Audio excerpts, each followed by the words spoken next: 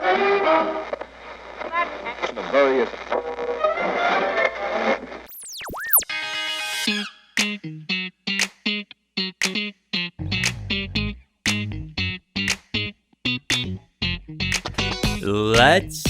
go. It's your host, Nick Perrette, and you're listening to Commercial Roofing Radio. This is the hottest radio station in the roofing world.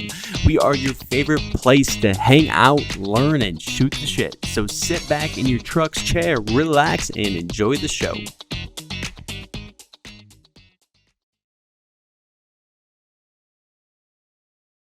I am pumped up. We have one of my best friends in the roofing industry joining us today. Now, this guy is an old school, second generation roofing storm chaser, right? Turned tech founder, and he's really innovating the industry with what he's doing. Alan Mick started in the roofing space at 19 years old as a salesperson, and he was good at it, right? So he was able to grow his career. He became the number one salesperson at the largest residential roofing company in the nation. As his career, grew and he continued to develop, he became a manager and an executive at 3 different companies who were all doing 9 figures in revenue. So pretty impressive stuff. Yeah, as his entrepreneurial spirit really kicked in and took over, he started his own company. They became the largest roofing company in New Mexico in the first year. So Alan reached, 8 figures in revenue within the first 5 years. So he was able to really grow that quickly. He tried to walk away from the roofing industry, move back to Texas to start a family. But of course, here he is back serving the roofing industry with Just Share Media. So his vision is really to pull the roofing industry out of the digital stone age with high-end video production. Well, here he is, my dude, Alan Mick. What's up, my friend?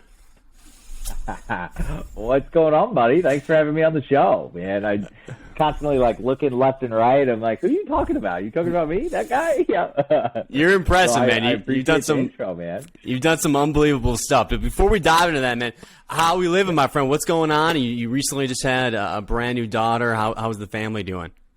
Yeah. Family's doing great. I got my son who's 2.5 years old, and he's as crazy and energetic as they get. And then my daughter is about to be 3 months old, and I love every bit of it. She's kind of in and out of letting us sleep, so I'm not loving that, but I can work through it. So, and it's all worth it at the end. So, man, life couldn't be better right now, really. So you're growing to started with not a lot of sleep, but the reason why I mentioned family right off the bat too is how big has family been with you getting into the roofing space, you growing your career. I know that's been a big part for you. Yeah, family's everything for me. It's funny, people always ask me, it's like, what's your story and stuff like that, and it's a hard question for me to answer because we ain't got enough time for that. Mm-hmm. It's like, yeah. Some people find the roofing industry through a friend or a family member or a series of events, most of the time unfortunate. With me, I was born into it. And so I had no choice. So when I tell my story about how I found the roofing industry, it's not just my story. That's my family's story. That's my father's story. That's my uncle's story. And it's like, without all that background information, mine doesn't make the most sense. So it was really blessed to be in the industry from my family. They brought me into it, and I couldn't be happier. I did bucket at one point, tried to go to college, tried to go to a different route, but realized that it's in my blood. Can't do anything else. I love it. It's what I was born for. How long you last in college? Year and a half, 2 years. Yeah. So, yeah. It was a good time. You had fun. You had fun. You probably had a few drinks or something, right? So you probably had a good time. Yeah. No, yeah. Yeah. So I had a lot of fun, man. I was still selling roofs in the summers too. So that was always fun, which just meant I had too much money to know what to do with in college. So you shouldn't have that much money, that much fun all at the same time. It was just stupid. Which is rare, right? I mean, nobody in college has any money. Yeah. Yeah, you're usually broke, right? So it wasn't right. So, but I enjoyed it and I lived it, and now I learned from it, right? You move on and you go on to bigger things. If it's like everything I've done in life, it's always prepared me for the next thing. So if I didn't have that experience, I wouldn't realize, boy, I don't want to do this stuff that everybody else is doing. I've got this dream job and this dream career that I'm actually really good at. What am I doing? I'm just wasting time here. So obviously you had your father, you had your uncle who were able to kind of bring you into the space. You're making all this money, selling roofs at 19 years old. Great spot to be in. You were able to find that success pretty quickly. I think mentorship is such a big component of that. Yeah. For me, I had a few people in my life who were able to really give me the perspective, the understanding of business, and help me throughout certain situations. And I couldn't be where I am now without them. How are they able to kind of mentor you into this new world at such a young age? Yeah, man, that's a big one. Just because there's such influential people. People talk about you're the sum of the 4 or 5 people around you. That's not fair to everybody else for me because of the 4 or 5 people I grew up around. And when we talk about men in business and things like that, it's my father, I could talk about my father all day, but you ask just about anybody that knows him in the roofing industry that's been around him, and they'll tell you he's the best roofing salesman there ever was. He's many times sold 8 figures himself, and just for years and years just been amazing at it, right? And then my uncles, same thing, right? I had one uncle who was the founder of one of the largest residential roofing company and went on to do bigger and better things and grow companies, scale them, and this and that. And I had another uncle that did the same thing, right? Huge business he started, and whether it's my uncles or my father, many people bring them up in the same breath and say that they're the godfathers of the roofing industry. I mean, these are people, I look around today and there's all these masterminds and people are paying $5,000 a month, $10,000 a month just to be around these people. And that's smart. There's nothing wrong with that. But I grew up around those guys, right? And I didn't take it for granted, which is crazy to say. I remember I enjoyed it. I enjoyed business at such a young age. I was 16, 17, sitting in the room with my father and my uncles talking about scaling their roofing businesses, right? And now at the time, they've got 20 locations scattered across the country, and they're doing well over 9 figures. So, when I was able to go and I say 19 is when I started because that's when I started taking it seriously. Right. So when I started, I was able to have them guiding me, and it's just invaluable. Right. I mean, the knowledge that they gave me and everything like that. That's why, if you ever hear me talk about myself, I hate doing it. But if I do, it's not about me. It's about what I've learned from watching these great people around me. No, I completely agree with that. And you've been very lucky, right, to have those key people in your life that were able to teach you those lessons and help you get to where you are today. So I completely agree, and I'm very grateful for the people that helped do the same thing for me. Today we're going to be talking about the good, the bad, the ugly, right, of commercial roofing. So we'll talk about some good stuff, we'll talk about some bad stuff, and we'll talk about some ugly stuff, right? So I want to start with some good stuff. Let's have some fun, good vibes for the good stuff. One thing I always wanted to is talk about first is what it's done for you. And so one question I had is, when did you start looking at roofing as, hey, this is learning how to build a business, rather than, hey, I'm a contractor, or this is just, roofing, or we're just selling roofs. And, you started looking at, hey, I want to learn how to build a business. How did you get to that mindset? Man, it was really always in me, the building the business, right? It was, how do I scale this into a business? And I don't know, maybe it was trying to fix the, hey, I don't really want to go knock 100 doors today. How do I do this in a way to scale it in and of myself? We as salespeople, roofing salespeople, are typically 1099 contractors in the industry, and we're our own business. Mm-hmm. So how do we scale that in a way that makes that a business? So even as a salesperson, I was thinking outside the box in that regard. You know, and a lot of that happened from mistakes, right? So Yeah. talk about commercial roofing and mistakes. One of the first jobs I ever sold was a $650,000 commercial job, right? And boy, I made a lot of mistakes on that one. And that's really what got me thinking that way. What happened? What happened on that project? If we're gonna dive into a mistake right away, we might as well get into the ugly right away. What happened here? Because you hear plenty of horror stories on mistakes costing a lot of money on a commercial project. Yeah. Well, you know, this one didn't cost me money. It's just I look back and it's everything in life. It's like I wish I knew what I knew now, right? Yeah. So I was smart in the fact that I got this lead that was a big lead. It was the apartment complex and another apartment complex adjacent to it, right? It was a property management company, but they owned it. So, and it was in Kansas City, Missouri. It was like in the middle of the winter.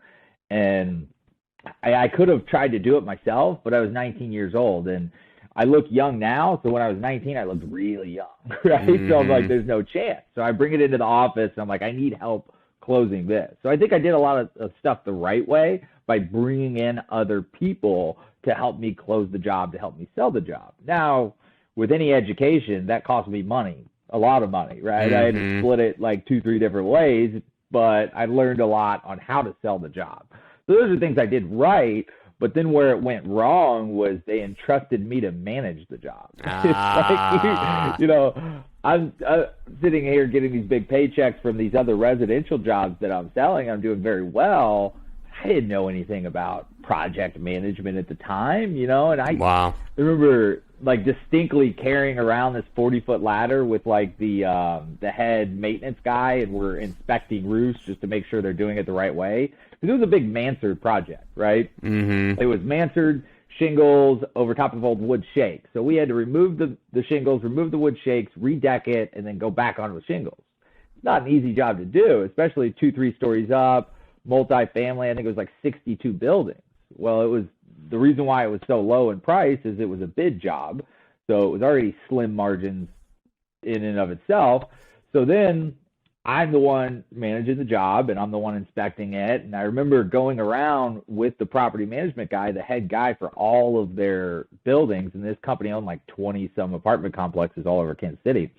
And I didn't even know how to carry a 40-foot ladder. Like it was I'm sitting there like about to drop this ladder on a vehicle in the parking garage. And I remember it going through my head. I'm like, man, please don't drop this ladder. You're stronger than this. What you got this. I was throwing up a lot of weight at the time. And it's just, I just didn't know how to do it, right? Yeah. Nobody's ever taught me. My dad, amazing salesperson, but he never taught me how to carry a ladder, and neither did my uncles. I mean, they're great at building roofing businesses. They don't carry ladders, right? No. So it's just funny. Like, I just didn't know. And then I get up there, and we're inspecting to see how many nails are in these shingles, and there's not 6 nails in this mansard roof. There should be like 8 nails, and there's like 3 to 4 in a couple of these we check. And I'm like, well, I didn't know I was supposed to check that, right? So it's like, the valuable lesson that I learned, and we can go into further stories about it. I'll probably bring it up because there's a couple things in regards to that project that I learned so much on. But one of the valuable lessons that relates to building a business and how that was geared with me from the start is bringing in help from the beginning. I wish I would have brought in help in the middle of it as well. You know, selling sometimes is the easiest part. At least came that way for me, but project management was tougher. And that's more important because it's not selling. Anybody can sell it, make these promises. It's following through. Yeah. I wish I had brought somebody in that knew more than I did and to teach me, to guide me on how to project manage, right? I would have happily given up all of the money that I did make to really learn it the easy way and not so much the hard way by making those mistakes. You know? So maybe, you know, be willing to invest in resources, other people that have been there, done that on these projects in the beginning. So rather than worrying about a big profit margin then, because if you mess this up, you're not going to have any profit margin. Yeah, I think with that one, it was less profit, more they entrusted me to project manage it, and I should have spoke up, right? You should have spoke up, right? Be honest about what you're not confident about. I was not confident that I could project manage that job, and I should have been honest and said, guys, I might need some help watching this job. I just started. Can't even carry a 40-foot ladder. How am I going to get up there to inspect the job after the crew's gone every day, right? So I think it comes to be honest with yourself and what you can do and can't do. There's nothing wrong with that, right? Speak up, right? I mean, for some reason, people really don't like asking for help. Like they don't want to put somebody off, right? But if you look at the flip side, people like helping people.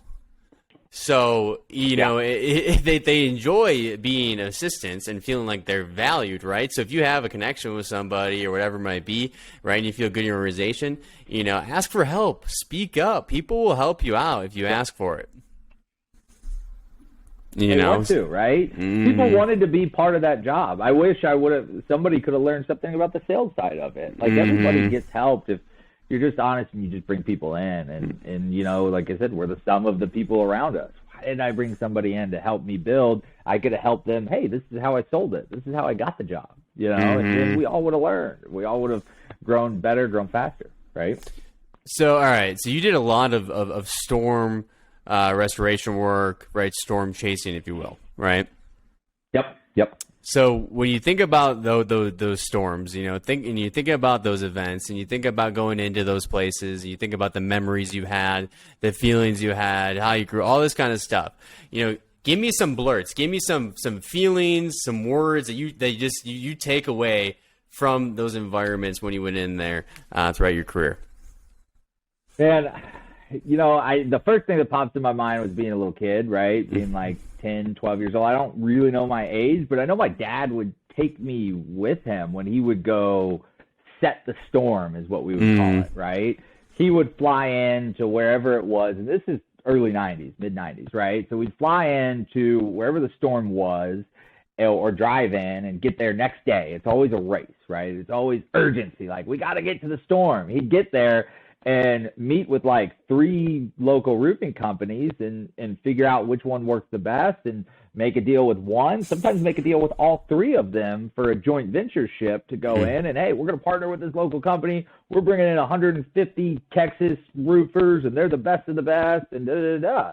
And so from there, that was cool, being in those meetings, like watching those deals being made. Like, yeah, we're going to take over the name of your company for the next 90 days at the very least, if not a year, and we're going to blow you up. We're going to do every roof in town. But then going from there, what was always fun for me was going over to Kinko's, right?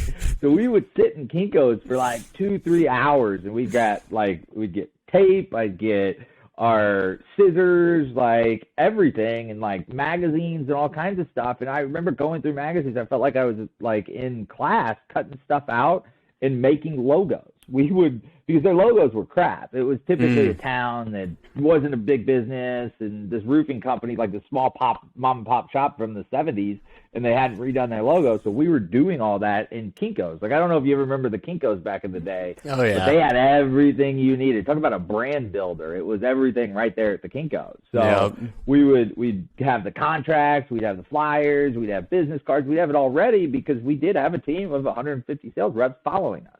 Right? They were going to be there within 2 days, and they needed all of this stuff to sell, and we had to get there because everybody else was getting there, right? All the other storm chasers, which back then you knew them all by name, right? There wasn't a ton of them, but we knew they were coming, and there were some heavy hitters, so we had to get all this ready. That brings back a lot of memories in that. That was fun, right? Growing up, it was, when I was a salesperson, it was like show up broke, right, at the beginning of the year, the first one of the year, because it's always around March. One of the first general managers I ever had always told me, he's like, Alan, come March 1st, you're working a storm, right? I don't care if it's last year's storm or next year's storm, it's somewhere, right? And show up broke, show up hungry. I took that too literal to start with. I would literally go spend all his money, go for broke, go spend all the money. I was living in a camper at times. I'd drag that camper to my grandparents' house or to my uncle's house, live on some land, and just enjoy myself, right? And so I was broke and hungry, ready to work. and just hit it hard as hell for those first 90 days. Storming was a way of life, man. It was always travel. I loved it. I loved going to new places, meeting new people, meeting those new homeowners, associating different people, different businesses, different areas, watching it grow, recruiting people to those storms. It was just cool. It was fun. It was learning so much. But now that, and I know we're skipping way ahead, but now that Just Share Media and I'm creating this company, it's so cool to see that all business principles are universal, and especially in starting a business and scaling a business. Because what people don't understand is these storm chasers going in, creating this brand from day one that, yes, it existed, but it didn't really exist, right? We had to redo everything, and you're growing this company. You're bringing in the sales reps or the employees. You're bringing in the management. You're coming up with a game plan of how to take your go-to-market strategy of that storm, right? You're scoping everything out, and then now you're operating it, right? You're turning around and you're operating this business that was the storm, and you're going from zero, dead zero, because you didn't ever sell a job there before, to 10, 20, sometimes 40 million. There were storms where we went and did 40 million in a storm that we were never there before. So that's scaling. That's taking a small business to a very large business in a very short amount of time. And that part of it was so much fun to watch, right? I enjoyed that. And then when I started doing it, it was even more fun. I was like, okay, this is what I'm meant to do, right? Not just the roofing, but taking the business, starting something new and taking it to where it is. That was cool. Yeah, well, it's funny because I saw your post today, and I think about tech companies, and the word that that always comes to mind is hyper growth. But maybe that's not hyper growth. Maybe going into a storm from 0 to 20, 30, 40 million, maybe that's actual hyper growth, because that is absolutely insane if you really think about it. So you would you do a joint venture with a brand that's a local company. But you basically say, hey, like their logo would suck, so we update the brand. So you basically you were just doing an agreement for the name that was local, basically. Basically, I'd be lying to you if I looked in depth at those agreements back then, because I was young. As I got older, especially when I started my own company, our agreements were completely different. I did the same thing, right? But our agreements were a true joint ventureship. I don't know what they look like to begin with. I know the deal was typically made on like dollars per square, right? So it's like how many squares that you were going to do. It was like $3 a square back then. I'm just curious though. I'm just curious though, because you're buying the brand, but you thought it was important, even though it's a local brand, to reinvent the look and feel of it. You felt that was going to help you guys close more deals. So a lot of it was about the yellow books, right? The yellow pages. Like, you have to be in yellow pages. You have to be on there. Just being local, right? Especially back before social media. I mean, this was before social media, before cell phones, before any of that. So you couldn't really look a company up the way that you do today, right? So how do you look a company up? They have to be local, local, right? And the roofing industry is still big on that, right? You got to be local. So that's the first objection. If we're knocking a door and I got a Texas accent, which luckily I didn't, but all of our guys did. So how do we get past that? You have to be a local company. No, look us up. We've been in business over 15 years, right? This is the business I work for. Now, different people were disingenuous about it. Some people would lie and say, I'm from here, but most of our guys they couldn't lie. I mean, their voice said it, their action said it. So they're like, look, we partnered with this local company because you had a storm that hit. So we're going to try to help them facilitate the damage and fix it. They called in the experts. It's like flying in the best doctor in the world when you have a broken arm. And if you have the ability to do it, you do it. Right?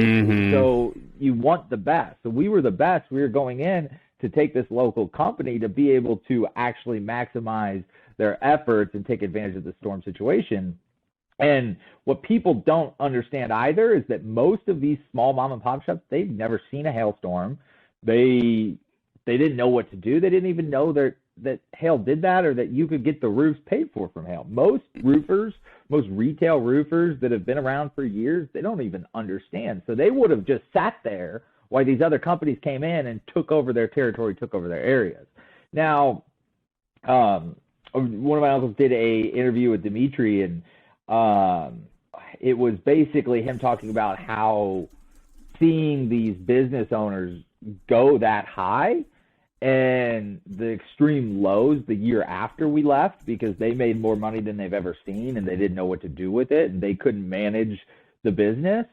So there was a lot of bad that went with it from them, but there's also been good stories. Like, I don't think he focused enough on the good, because there was a lot of business owners that they learned it. They were like, wow, that's how they got brought into it. Like, they own this business.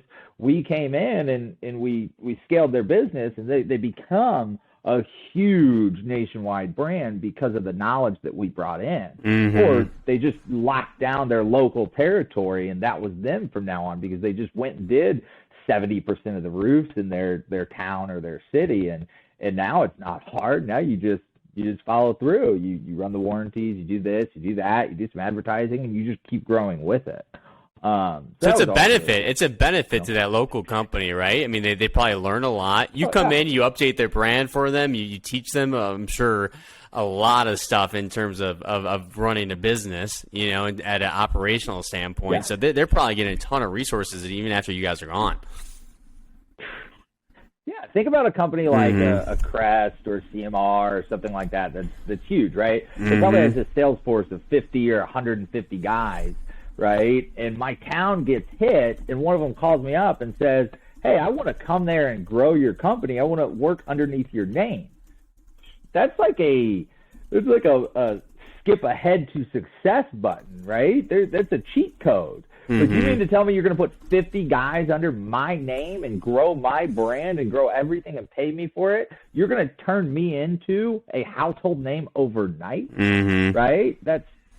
Yeah. The problem is most of these people weren't great business people to understand what to do when they left. And if they would have, boy, right? And some of them did. Some of them didn't. So, yeah, it's a huge advantage. It's a huge advantage. Right. That is really wild, though, if you think about it, somebody living in like some random local, you know, small town, you know, who maybe they've owned the business for 50 years. Maybe they've done like $1 million, $2 million, $3 million, you know what I mean? And, you know, his wife, you know, like his wife's doing the books. It's just him and his wife and maybe 3 people, salespeople or something, you know, and then all of a sudden they hit, you know, 20 million, 30 million. That's just got to be such a wild thing. Make you angry. I would be so mad, right? So I was working in Connecticut, and it was this big storm that killed, like, it knocked out like Cheshire, Connecticut, Watertown, Connecticut, and all these areas in Connecticut. And I think I was a sales manager at the time, one of my early storms, and I go over to this town, Prosper, right? And right in the middle of town, there was this giant roofing company. I mean, it had the box trucks. It was its own freestanding building. Logos were made. One of the best roofing brands I'd ever seen, right? I was an expert at building a roofing brand by this time, right? So, you know, I see these guys, but the trucks always sat there. That trucks always sat there. I pulled like $1.5 million out of this small town, Prosper, Connecticut. You look it up. There's probably 10,000 people that live there, right? And I was knocking out roofs, siding, gutters. Oh man, it was one of the best jobs I ever worked. In this town, this guy in this town just sat there, and it killed me. It hurt me for him. I'm a very empathetic person. I'm like, man, that guy's got to see me doing all these roofs, and like, what's up? Like, I want to go in there. I want to be like, let me teach you. Let me help you. Like, don't let this happen again, please. Right? But I did things the right way. I did it from a good local company. I knew I was putting on the best roofs, the best siding, the best gutters that the guy ever had. Yeah. The property owners would have never got their roofs, siding, gutters paid for if it wasn't for me, because they would never file a claim. And so then they would have had to pay for all this stuff out of pocket. They would have been screwed over, right? And, you know, we honored the warranties. We did things the right way. People look at the storm chasing as it's so wrong, but it's not wrong. What's wrong is these homeowners not being notified that their properties are damaged. I think that's the biggest issue. Like, we were going to these places to tell everybody your roof is damaged, and you probably don't know it. That was our biggest thing. So why is that? Why there's a knock? Yeah, What's the knock, do you think, to the storm chasing brand, I guess, if you will, or culture? What like, why do people look down on it sometimes, or say, oh, this is a bad thing to do? haters. You know, you got haters, man. I mean, you got these people that aren't as successful, or you know, they don't want to travel. I mean, there's a lot of tough things because of it, right? You lose a lot. Like, you miss out on a lot in life when you're storm chasing. You just do. So a lot of people won't do it because of that. So they try to do their local brands, be storm catchers, and maybe a storm doesn't hit.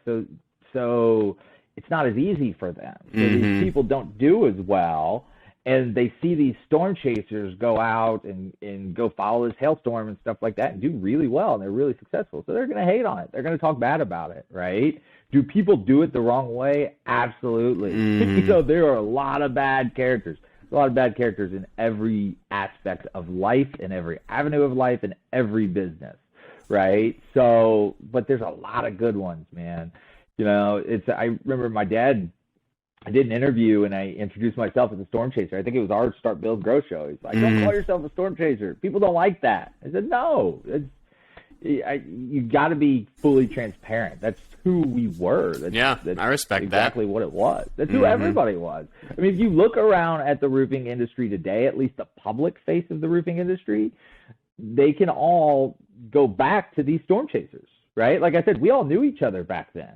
Like, you can pick any roofing company owner, and at least most of them, and they're going to be able to trace their lineage back to one of these guys, right? So it is who it is today. A lot of them were bad actors. I could tell you about any of them, and I'd tell you my true honest opinion about them, but this is not that kind of show. I don't even bring up their names because they're controversial, and a lot of them were bad people. They really were. Or let me rephrase that. There's no true bad people. It's maybe people greedy, that do bad things, greedy, right? right? You know, they made bad choices. Yeah, probably came from a good place, right? But they made bad choices. They did things the wrong way. That's the biggest thing that my takeaway in life from seeing these people that were so close to me, whether my uncles or my family members or friends of my dad's or friends of my uncles that had success the wrong way, right? It's like, man, you could have done it the right way. Maybe you wouldn't have been as profitable then or there or later. Maybe it would have been a little bit more challenging. Probably wouldn't have, because there's added benefits by doing things the right way. But boy, it's so easy. Just do it the right way. There's plenty of money to go around. That's the roofing industry. So I really learned that, like, what I wanted to do when I was that person is kind of, you know, follow them and the building the business, the scaling, the growth, all of the things that they were doing right, but do everything I can to do it the right way, right? So that was a big part of my life, was looking back, like, don't make those same mistakes, you know? And when it comes to the hate towards the storm chasing world, you know, no matter which way you look at it, you're going in and you're restoring properties that need to be restored for people who own these properties, right? So you're restoring the environment.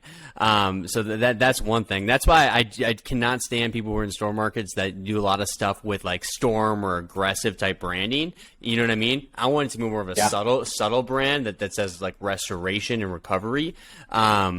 You know, here to help, not scary. Hey, this just traumatized you. Here is it in our brand. You know what I mean? So that's one thing to think about at a brand standpoint, for sure. But also, when you're looking at people hating, you're sacrificing a lot to make the money that you're making. You're pretty much getting deployed to, you know, a natural disaster or something like that, right? And you're going to live there now, and there's going to be issues that you're going to run into because of what happened. So it's not going to be like a pleasant living situation or anything like that. You're missing your family, all that kind of stuff.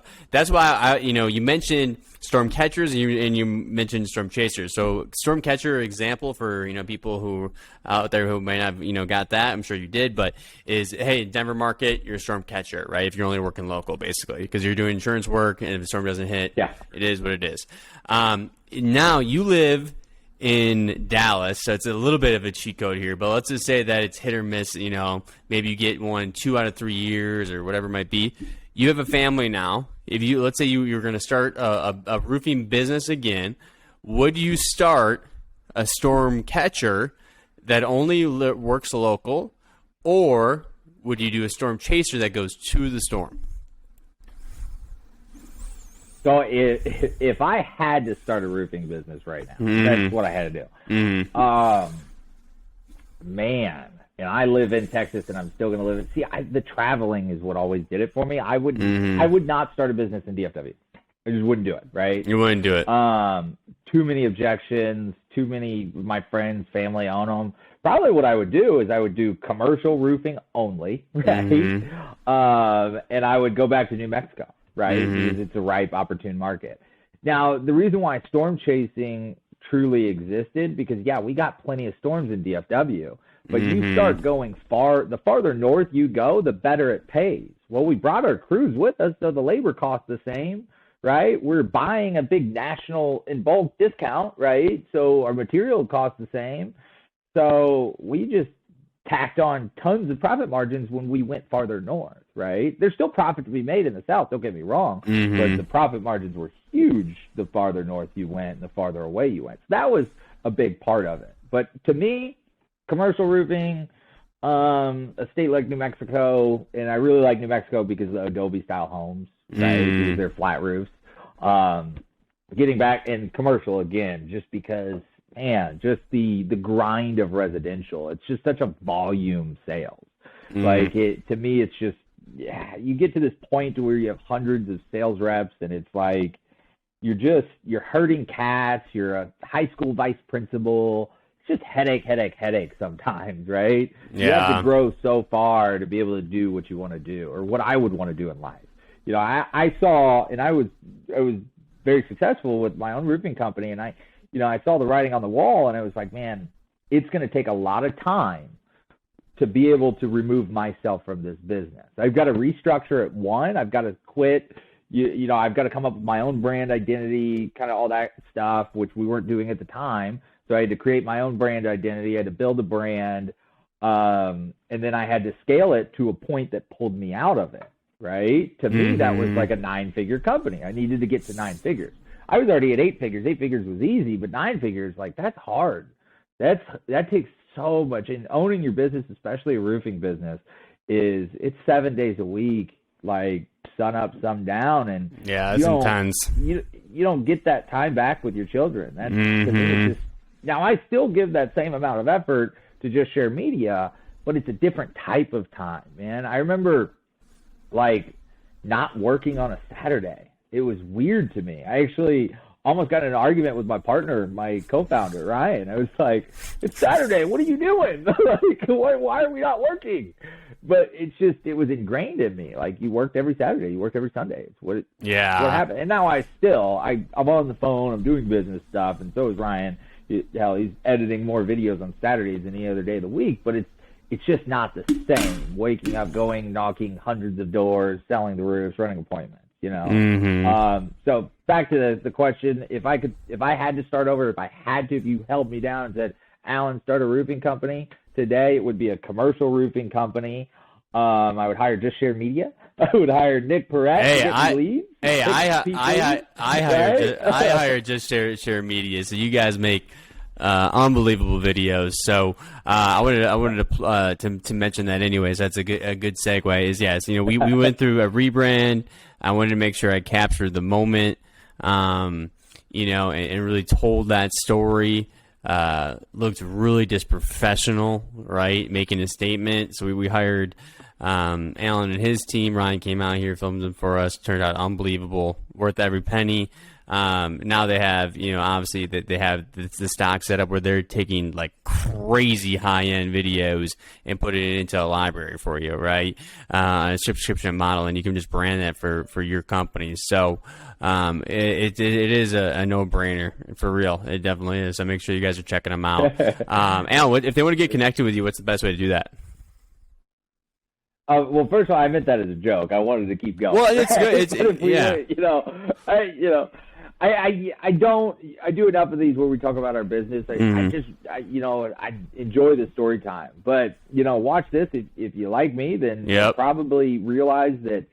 And if you hear my story, after roofing, I could have done anything. I could have gone anywhere. But I created a company that would be the first company that I'd call if I were to start that roofing company. And that's why I said it, right? Because it would be the first thing that I did, was to build a brand, to utilize videos.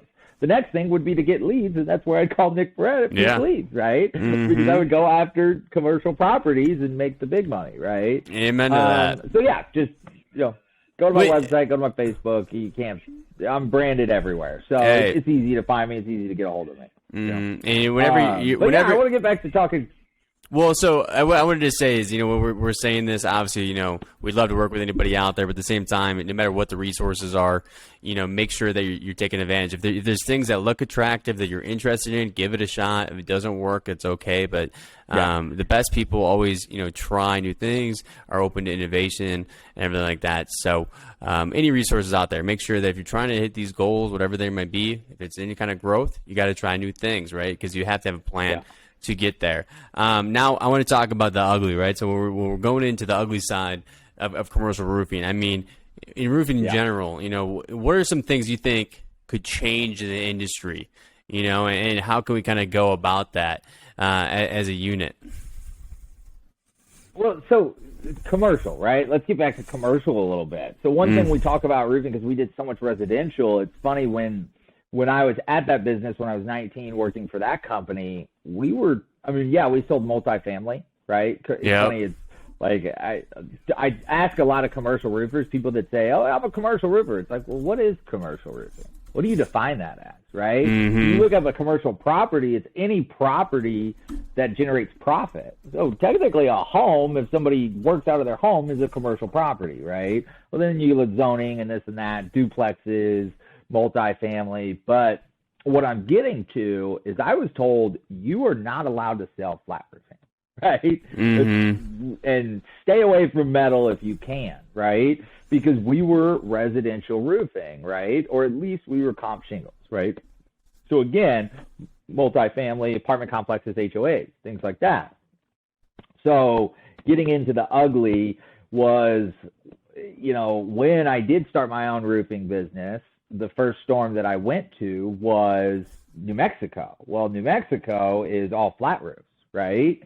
And boy, you gotta learn fast, right? Yeah. Because I was starting this company and I didn't know anything about flat roofing. I was told not to sell it, stay the hell away from it, because of scarcity, because of fear, right? My uncle at the time, it wasn't just fear, it's just turn and burn, focus on what you're doing. Which I agree with him, and it was a lot of the liability though, right? Because you think of a traditional flat roof, that's a business with a lot of money underneath that roof. If you screw that roof up, you could ruin your entire company. You could go under. I don't care if you're doing 100 million, 200 million, 300 million a year. It only takes a few of those big commercial properties to go under. So we were always told to stay away from them. So I never knew anything about them. At the same time, I said earlier, know what you don't know, but don't be afraid to learn it, right? Know what you don't know, but don't be afraid to learn it. Don't let anybody tell you, hey, don't do that. Even though there's big money there, don't do that, because we're all afraid of it. You've got to be a master at this. Let me tell you something. The people that say I'm a master or I'm a guru or I'm the greatest at this, there's nothing in life that I have found that's truly that mesmerizingly challenging. Unless you're a rocket scientist trying to figure out how to get to Mars, it's not that hard if you just put your time and your effort into learning it. Maybe we get into like a childish, like, you can do anything you want to do, Nick. But, you in this day and age, you really can. You can learn anything that you want to learn. So don't let anybody stop you. Now, I wish I would know that back then, because I didn't really take too much effort into learning it, right? If you would have asked me when I did my first flat roofing job, do I know it well enough to sell it and build it? I would have absolutely 110%. But now it's like, what the hell was I doing, right? So, one of the uglies that we did was all of these roofs. It was really the first few. It wasn't a bunch. I exaggerate a lot, right? I'm a salesperson. I like to exaggerate. It's my story. Let me tell it. But so 5, 10, 3, it doesn't matter, right? We were doing these residential roofs, and all the homes out there, at least the majority of the homes, are Adobe style homes. They're flat roofs, right? So it's mod bit.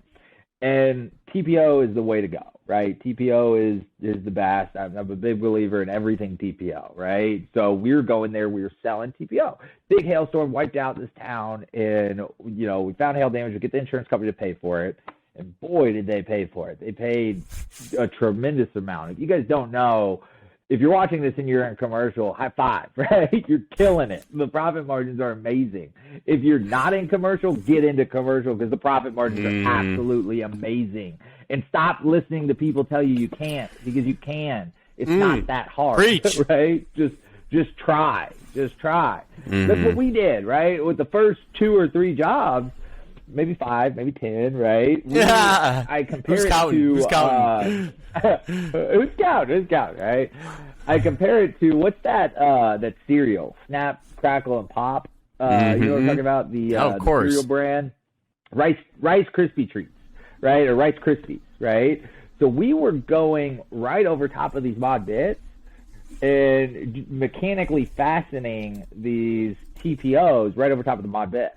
Well, not fleece back. You can do that if it's a fleece back, but we were not ordering the fleece back. And we had the best crews. We had advisors. We had the suppliers telling us what we needed to do, what we didn't need to do. So we were confident going into it. But these first jobs, we get to walking on them and do our inspection. I've got my fish hook. I'm checking the welds. I'm doing what I'm supposed to do, and I'm just listening to myself walk on it, and it's everything. And I realized that, oh man, we should have put a board down. We should have used fleece back. We got to re-roof these. So it was just our first few builds, and we re-roofed them completely, right? So talk about ugly, having to re-roof your first 3 to 5 flat roofs that you ever do. That's pretty bad. Luckily, it's flat roofing. When I say there's enough profit in it, on those jobs, we re-roofed the jobs. So we did the roof twice, and we still made money. That's wow. Guys, don't be afraid, right? Don't be scared, because that's absurd. Flat roofing, right? Yeah, that's wild. Yeah. It's crazy, man. About, right? Man, and then, oh, go ahead. Yeah, and then commercial went from there, right? So I was doing multifamily commercial, HOA commercial, all throughout my career until then. I mean, sold some big jobs, some really big jobs. Some of that $650,000 job, that was pretty nice for one of my first jobs ever sold. I mean, picking up $150,000 checks at 19 years old was pretty cool, right? It's oh man, that's $150,000 check. I can go to Mexico with this, have some good times, right? So shows the potential, though. But hold on, real quick, for people out there though, who are thinking about doing something like this, whether they're in roofing already, and doing residential or whatever it might be. Think about that check size. You could really change, your lifestyle. But then remember, too, if you do start to make that kind of money, don't be like that all-star athlete who gets a big payday and all of a sudden is a bankrupt, right? So be strategic with it. You can have your fun. You want to reward yourself, but be very, very strategic with that money. Learn how to handle that kind of money. Because if you're able to learn how to handle that kind of money, you're going to be able to grow off of that, right? And financially, you're going to be in a great place. Yeah. If I would have known what I know today, right? That's how much money I was wasting back then. But that's the roofing industry, right? It comes fast. It goes fast. We always thought, well, I'm just going to make it again. I'm going to make it again year after year. But yeah, we won't get into that. That's the financial lesson we'll talk about on a different financial roofing radio or something. Right? Well, how do you know you can buy a boat? How much money do you have to be making so you can buy a boat and a second car, all that kind of stuff? How much, do you have any advice there? When do you know it's time to be able to do that? Do you want the good advice or the bad advice? I want the good advice. How bad do you want it? Yeah. Really the best advice is, how bad do you want it?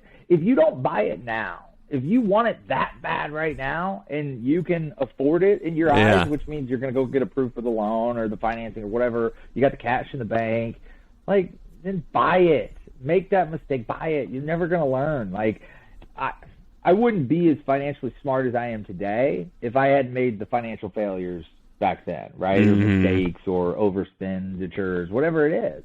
Because I would never know. I wouldn't know, hey, man, if only I could have that boat. Like, I'd hate to be a 35-year-old with a couple kids and go out and buy a boat when I couldn't afford it, right? So, but because I spent money back then, I know when I can and can't afford things, right? So my answer is, depends on how bad you want it, right? If you really want it that bad, go out and get it, man. Go out and enjoy yourself, enjoy your life. And again, it's where you're at in life. If you've got other responsibilities and you're going to miss some bills, then don't buy the damn thing, right? Money is always smarter making money for you, right? Money is a tool. The best answer that I could give to that is use your money to make more money, right? That's all it is a tool. Yes, it buys nice, cool, fancy things. Yes, boats are fun. Wave runners are fun. Cars, vacations. I was a vacation spender. I would buy big vacations. That's where I spend a lot of my money. But all that stuff's cool, but what's cooler is making more money with that, and then you can spend that kind of big money and not look back and be like, man, I overspent on that. I shouldn't have done that, right? Use your money to make more money, right? OPM is a big thing I live by too. It's other people's money, right? A lot of people say pay cash for everything. Man, if I'm in a business that's growing and I've got a growth factor, right, why not use somebody else's money at a small percentage to buy it? I'm going to make more down the road. That little bit of money at that percentage is going to make me more money because you look at profit margins. If I know my roofing business makes, let's go on the low end, 7%, right, and I can borrow money at 3%, then I'm going to borrow all that money, dump that into my roofing company, and it's an ATM. It's going to spit out 7%. It costs me 3%. It's just a math equation, right? So, don't be afraid to spend money. Don't be afraid to, right? You ever have issues not getting paid on a job? Oh, yeah. Oh, yeah. People, I get this. I see people in interviews, they're like, everybody's always paid me. Like, you're either lying or you haven't sold enough, right? So, yeah, exactly. You're either lying or you haven't sold enough, right? Because it happens, man. It's rare, especially for me, because I pay my bills. I'm a big believer in paying my bills. Agreed. People have life things happen, right? I'm such a person. If anybody ever asks me what's my best trait, it's my empathy. I'm so empathetic with people. I can understand if it comes between paying for your roof and putting food in your kid's mouth, put food in your kid's mouth. By all means, I make enough. Don't worry about it, right? So, that's what it gets to for me, because those situations happen. Those situations do happen. Now, if there's an influx of it, if you're having a lot of people not pay you for their roofs, whether it's commercial or residential, you need to look inward, because you tend to sell people like yourself, right? People, you're going to draw in people like yourself. I have seen that time and time again as a leader, whether it's a general manager, owner, sales manager. When I take over people's files, if somebody's an asshole, all of their clients end up being assholes, right? If somebody's a Karen, all their clients end up being Karens. If somebody's greedy, all their clients are greedy. I'm like, man, how do they sell everybody like themselves? It happens, man. So yeah, people don't pay their bills, especially in commercial, man. Geez, some of the easiest commercial to sell is HOAs or individual business owners, right? If it's one guy, it's like, Nick, you own this building. I don't have a whole lot. I don't have a board to sell to. I just got to sell Nick. That's easy, right?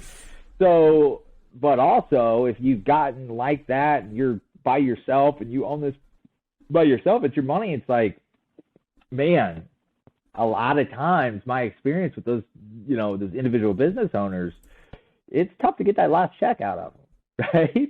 Right. You got $800,000 on this building. This building didn't cost me $800,000. I've already paid you $750. Let me just keep this $50. It's like, no. Like, you'd be surprised how many people are like, I look at it as like, you're multi-millionaire. What are you trying to do? Trying to keep $50,000 from me? Like, come on, pay me my money. Like, I don't go into your business and treat you that way. But that happens with commercial properties, especially like HOAs. You're dealing with a lot of people. You're always going to have that treasurer or that person or that somebody like, do we really need to pay them that last check? It happens Probably more often with commercial roofing, I would say. Mm-hmm. Yeah. Well, man, hey, I'll be honest. We could probably talk forever, but I'm gonna bring it into the next segment because I'm sure we'll get back on it. We'll probably do another episode at some point, if I had to guess. So, the next thing we'll be doing is playing a little game. It's gonna be Are You Smarter Than a Roofer? So I'm gonna ask you 5 trivia questions. Oh, man. Some are roofing related, and others are just based off of you and things you like or things that you do. The first one is what was the last year the Cowboys won a Super Bowl? Was it A, 2001, B, 1996, C, 1987, or D, 2007? Okay. There it is. Love it. Yeah. I'm going to go with E and say 2023, baby. 20? Oh, my God. Get this guy out of here. We're going to the bowl, baby. They're so annoying. They're so annoying. All the Cowboy fans over here. No, I'm joking. Well, what's your answer? What you got? Do you know? Oh, it was I wasn't even listening. It was the 90s. It was, what'd you say, 96 or 96? Yep, that's correct. Nice work. All right.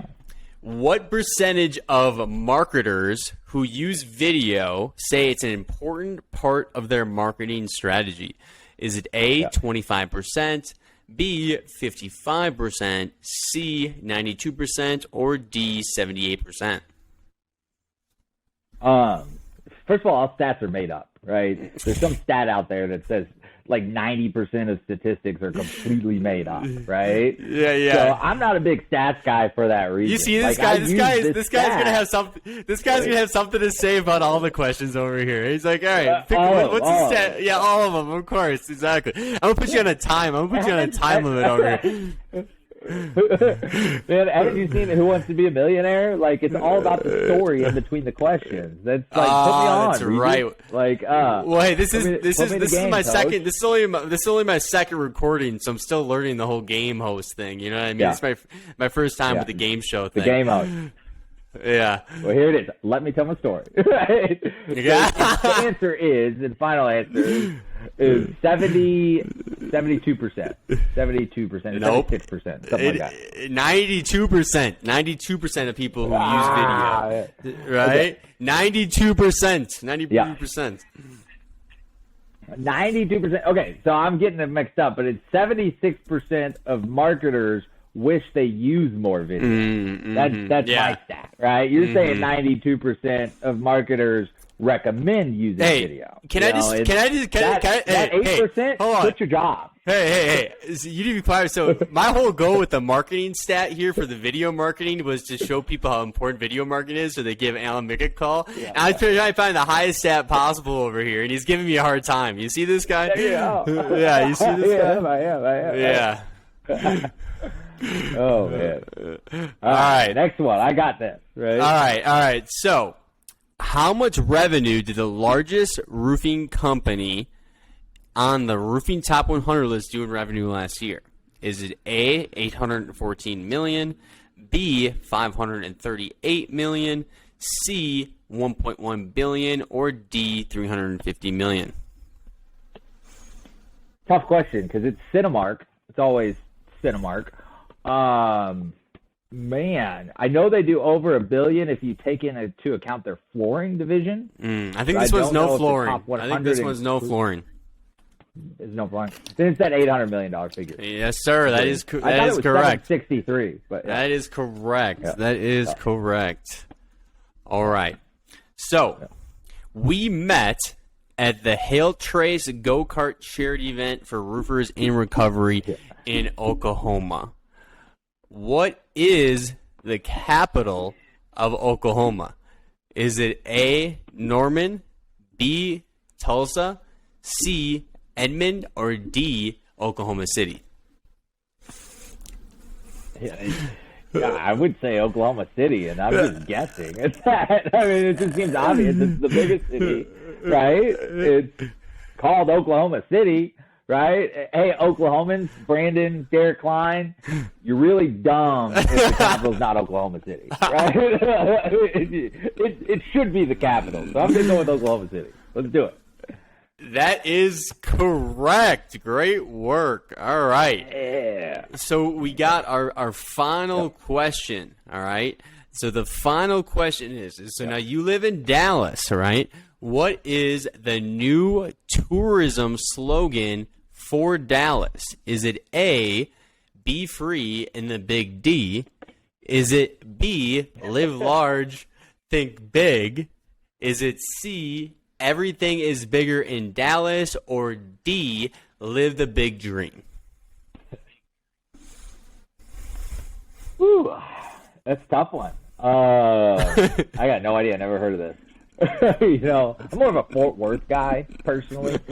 I would say live them big dreams, man. Keep dreaming. Live them big dreams. Let's go D for Dallas. So what's great about this answer is I researched this question online, right? And there was only three answers, so I had to make one up. So the one I made up was live the big dream. So that is the one I picked. Yeah. So that is incorrect. But the right answer is B, live large and think big. Great job. You're going to get some kind of prize. Like I said on the first episode, this is brand new, so we don't know what you're going to get yet. But the girls at our office are working on a custom prize of some sort, so that will be coming your way. Great job. Awesome stuff. The last segment, I don't know if you saw this in the email. If not, no big deal. Hopefully you're good on your feet. But this is the end with enlightenment, all right? So this could be a quote. It could be a life lesson. It could be a book suggestion of some sort, something that you think could have a positive impact for those out there. Yeah.